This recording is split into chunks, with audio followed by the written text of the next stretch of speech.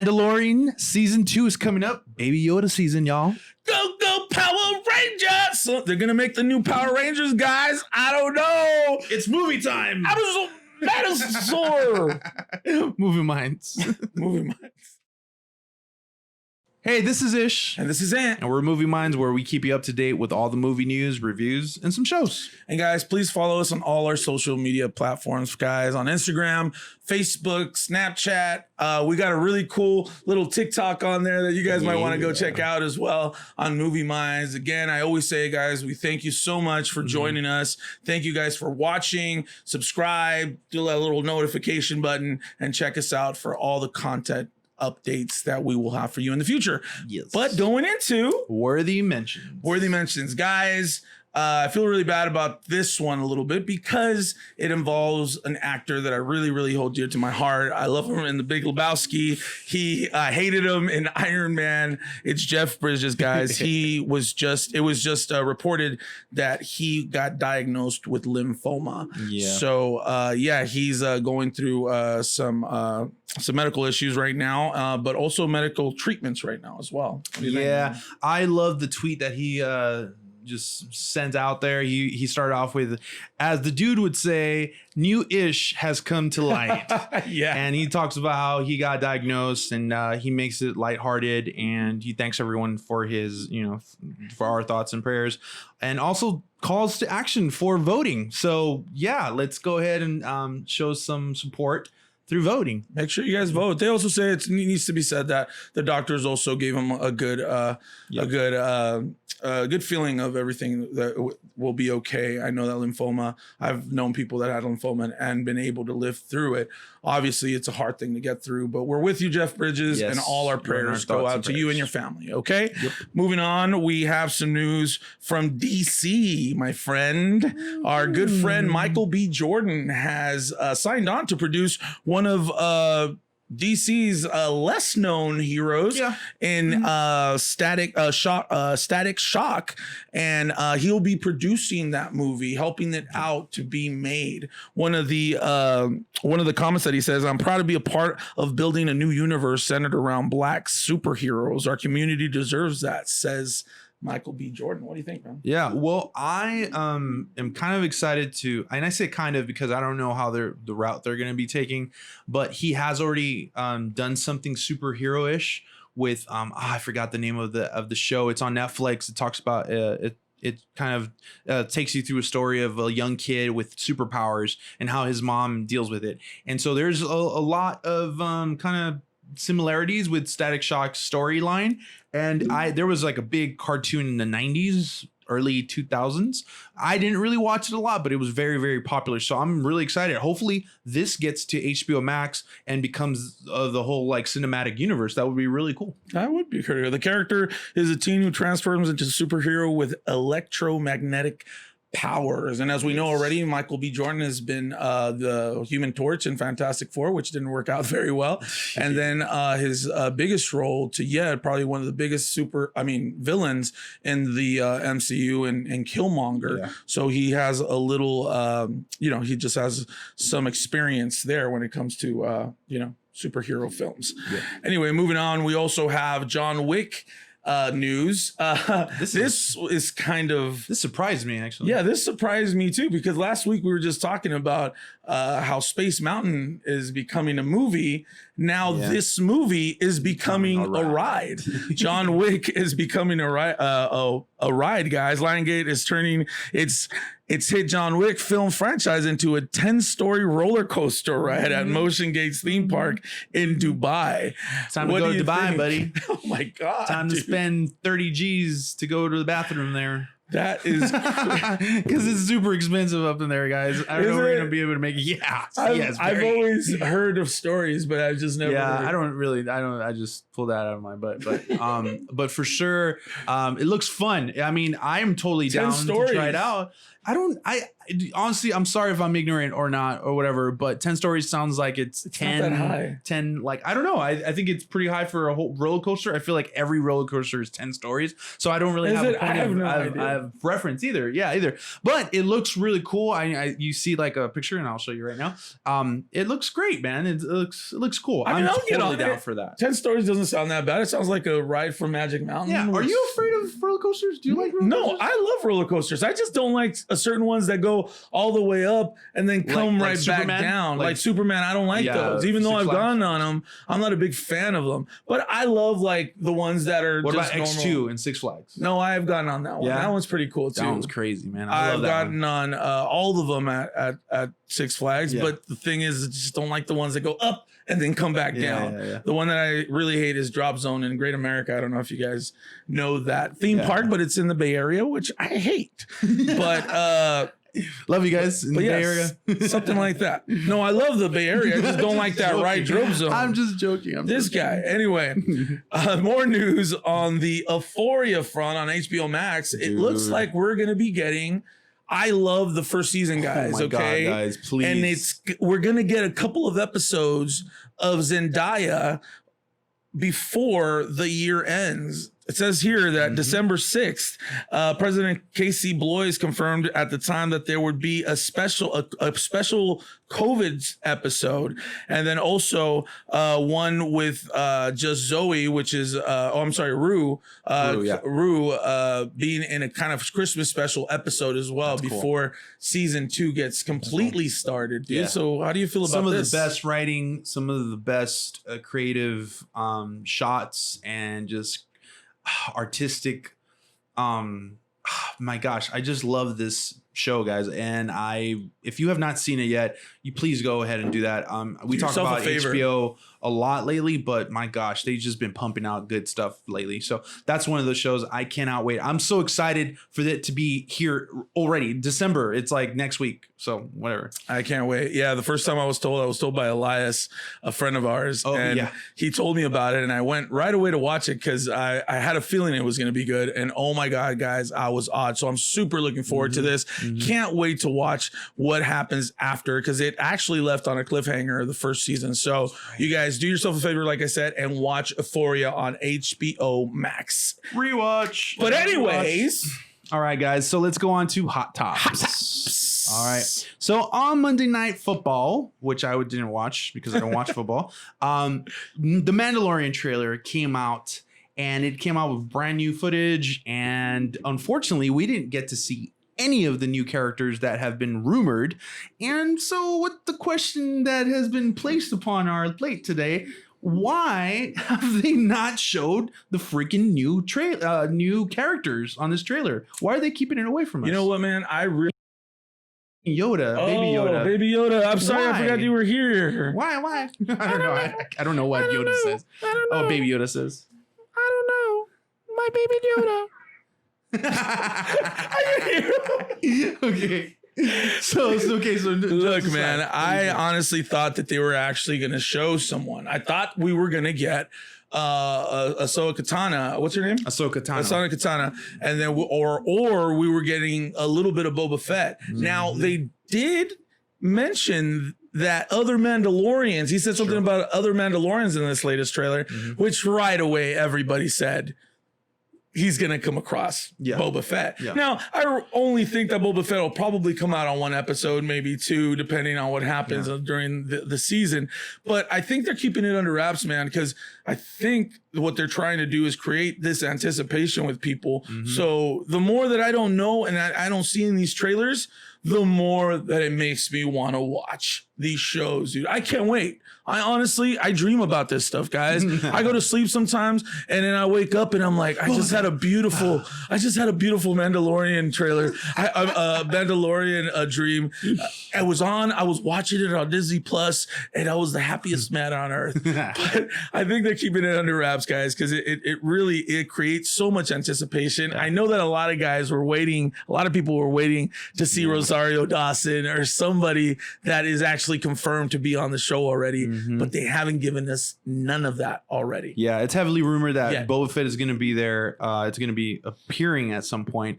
And I'm kind of surprised that they didn't bring him out because he's such a huge character within the original trilogy, and leading with that as just like a small tease would have drawn in a lot more people than what it's already bringing in, because you get all these fanboys from 50 years of like Star Wars fandom into the Mandalorian. I know a few people that have not watched the Mandalorian yet, and maybe Boba Fett would bring in. I know one or two. I know a few people. Really? Yeah. Work. But unfortunately, it didn't show it. But I get it, because you don't want to show all the cards that you have on your side of the game. But then why do other shows do it? And because it's Star Wars. Because it's Star Wars. I think they have enough on the plate. They're already one of the head Emmy winners. They have the highest viewed show of last Disney year. Plus, I believe. absolutely. Yeah. And so they do have a lot of records on their plate. So I kind of agree with that. Now, why didn't Ahsoka Tano not show up on this trailer? Kind of the same thing, but I believe that a lot of people wouldn't understand what they would be seeing unless it was a lightsaber with Ahsoka Tano. So Ahsoka Tano, a lot of you guys, right now, you're like, who the hell is that? It's okay. It's okay that you don't understand who she is in the grand scheme of Star Wars, but she's such a huge cult classic for us Star Wars like nerds. There is the director. Darth Vader, Anakin, and her are really, really close. Super close. Yeah. They're like father and daughter type of deal. Not Jon Favreau, but oh my gosh, Dave Filoni, which is the co-producer, co-director for this show. He's actually directing one episode in the middle of the series, and he's very close to this character. He actually created this character, and I predict that Ahsoka Tano will show up on the 4th episode, which Dave Filoni is directing. Yeah, almost positive. He has like this whole thing. He's been caught on interviews saying they can't do anything with Ahsoka Tano unless I say it's okay. Like, it's his baby. And so I know for a fact, that makes me so excited. I know guys. for a fact he's gonna bring it out on. I don't know for a fact, but it does feel like it's gonna happen. It does feel like that, and the fact that they haven't really officially established the fact that Rosario Dawson is playing her. They haven't said officially, but guys, she's playing a Sonic. I mean, it makes sense. It's gonna happen, guys. They just haven't said it, even though Disney's they've already been pretty like, we're not gonna say it, but but kind of thing like that. I'm super excited, guys. Let us know what you guys think. Put it on the comments below. Subscribe, follow, do your thing. We are so looking forward to it. We're gonna do something special for that day. That's just how excited we are about the Mandalorian. October 30th, guys. It gets started. I'll be on my Disney app. My Disney Plus app, watching right there seconds before it starts. This is the way. This is the way. Is this the way? I don't think he says that. No, he says some other baby stuff. Will he speak, dude, in the second season? I know. I don't think he's gonna speak. No. I think he's still too young. He's 50 freaking years old. Yeah, no, that's for the race. It's pretty young. 50-year-olds. Sorry, went a little overboard on that one. All right, guys, let's go on to the next topic. Guys, there is some news from Hasbro, guys. Hasbro, the people that own the Go Power Rangers. Power Rangers. I love that song. I was a Power Ranger kid. I love them. But Power Rangers Reboot is coming up. What should we expect from the new Power Ranger movies, Ish? All right, man. So this is where I'm probably going to be wrong on this, but this is what they should do, because we're grown men wanting to see a Power Rangers movie series that is just it's worth it, that it's like fun, and that it's relevant. Not a movie. Well, this is the thing. So in the story, they talk about how they are hiring some people to lead the television division and also the film division. Okay. So apparently what is being speculated is that they're going to be doing a cohesive universe, kind of like a cinematic universe. Taking place in the 90s, I read, right? Well, I don't know. That's the thing. I'm not really 100% sure on that. Yeah, they were talking about moving it's not going to be connected to the last Power Rangers. It's like a reboot, right? It's going to be a reboot, and it's going to be taking place in the 90s. And the part where I would kind of, I somewhat got convoluted was what you're talking about right now. Yeah. So I think that they should just go for it with an adult tone with the show, kind of like The Boys. And really making it maybe not super hard R-rated where there's like a bunch of blood and a bunch of cursing and a bunch of sex. Maybe not that or drugs, but PG-13, PG 17. Well, it's always PG-13. But like have a little bit of a more violent, a little grittier Power Ranger movie. A little bit darker, not too dark because I think Power Rangers theme is a little bit bright, hopeful, but still you need to bring attention to the series from the adult standpoint because we are adults, man. We have jobs and we're like doing our thing. We're married, all these other things, dude. We want grown up storytelling, dude. I don't care about the kids in high school and this and that. I mean, you're probably not gonna get them if you don't stay relevant. And honestly, if you don't become gritty, it's just useless. So I'm hoping for that. You know what? I love the fact that they're going back to the 90s with it. I do agree with you that we need something grittier maybe from the Power Rangers because the last one was a bit still very kiddish, very bubblegum sort of thing. I would love to see it. And, a lot of you might think, well, how are they going to do that when they have Megazords and things like that, right? How are they gonna, but if we remember, Pacific Rim did something very similar with robots. Anime, and they did something really, really great on Pacific Rim. I love the first Pacific Rim. I really enjoyed it. I felt like it, oh man, this could have been Power Rangers a little bit. They could have done a derivative of this. And so I believe that there is so much to be said and done and create when it comes to this Power Ranger world. Now, the whole 90s aspect of it, I love the fact that they're doing that because it's taking you back to when I started watching the Power Rangers, when you had the Red Power Ranger and they introduced the Green Power Rangers and Tommy, and then he became the White Power Ranger, and all that transition from colors and how they graduate through movies. I mean, in the first movie, it's the Power Rangers and they get to meet one of these kids and then he becomes the Green Ranger, and then that Green Ranger in the second or third movie become this all powerful White Ranger. And I feel like they have so much story, and I really think that if they put their heads together over there in Hasbro and really come up with a really great story plot, they can make something really special with these characters. Agreed. I'm really excited, guys. I'm glad that they're taking it back. I wouldn't even mind what Ish was saying about having a series and just doing something gritty that way either. There's so much story there, guys. I can't wait till they do it. I know they still have Power Rangers on Nickelodeon. It's something Turbo Wackadoodle or whatever the heck, now, but I'm really excited about this news. I hope that they move forward, and I hope that they do all the things that the fans want them to do, because we're not the first ones to say or express that we want more of a darker tone of Power Rangers. But we will see what happens. Guys, let us know what you think over there in the comment section. Let us know. Like the video. Please follow us and also hit that notification button for all your future updates. And we will go now to Stream and Chillin'.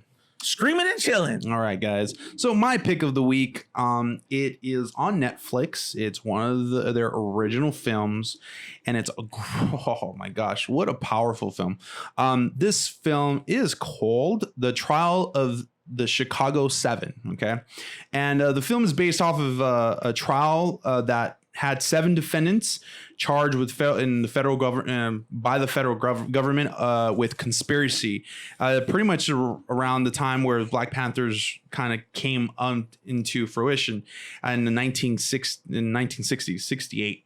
And what a powerful film about standing up for your rights, standing for what is just, and just the theme that in itself, amazing, guys. Great acting with kind of people with Joseph Gordon-Levitt, Yaya, the guy from Black Panther, Jeremy Strong, Eddie Redmayne, and then Borat was even there too, guys. Sasha, Sasha, what's his name? Sasha. I forgot his last name, and honestly, the first 5 to 10 minutes of the whole film, the pacing is so good. Like I was telling Liz that, oh no, she was actually telling me how that's one of the best opening scenes for a court, court drama.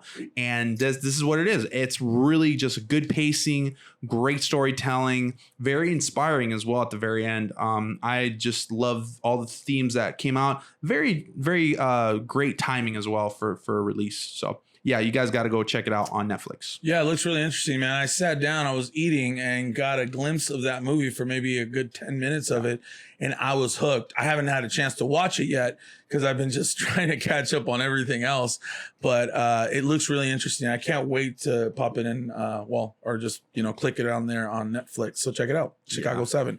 My pick for this week is because we are in the Halloween season. And I told myself, let me watch this movie, even though, okay, and I say this with a little asterisk on it, I knew that it was going to be stupid as hell.